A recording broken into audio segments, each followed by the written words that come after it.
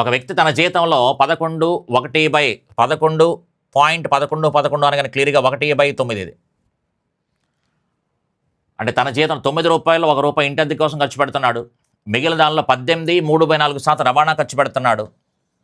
18 3/4 మన దగ్గర లేదు, కానీ నెంబర్ ఏం చెప్పుకోవచ్చు, 3/18 72 + 3 75 75/400 25 మూళ్ళు 25 మనకి దీంట్లో 16 సార్లు, అంటే 3/16 అని అర్థం. 3/16 100కి 4 400కి 16 అయింది. అందుకని రూ.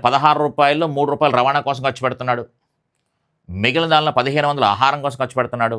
మిగిలిన దానిలో 20% అనగానే 1/5 రూపాయల్లో రూపాయి చదువు కోసం ఖర్చు పెడుతున్నాడు. అతను 4000 పొదుపు చేసిన అతని జీతం ఎంత? ఇంకొక మంచి లెక్క అని చెప్పొచ్చు. ఇంకా అతని జీతం అడిగాడు కాబట్టి మనకి ఏదో సోదాన అవసరం. ఇంకా అతని జీతం అడిగాడు కాబట్టి తన జీతములో అతని జీతములో అంటే రూ. 9 ఇంటద్దె కోసం ఖర్చు పెడుతున్నాడు. స్టార్టింగ్ జీతంలో రూ. 9, స్టార్టింగ్ రూ. 9 జీతంలో రూపాయి ఖర్చు పెడుతున్నాడు.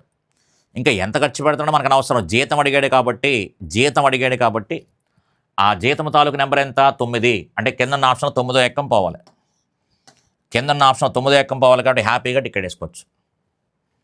జీతములో అని చెప్పాడు కాబట్టి జీతం తాలూకు నెంబర్ 9 కాబట్టి కింద ఆప్షన్లో 9వ ఎక్కం పోవాలి. అంతే, అక్కడతో క్లోజ్ లెక్క.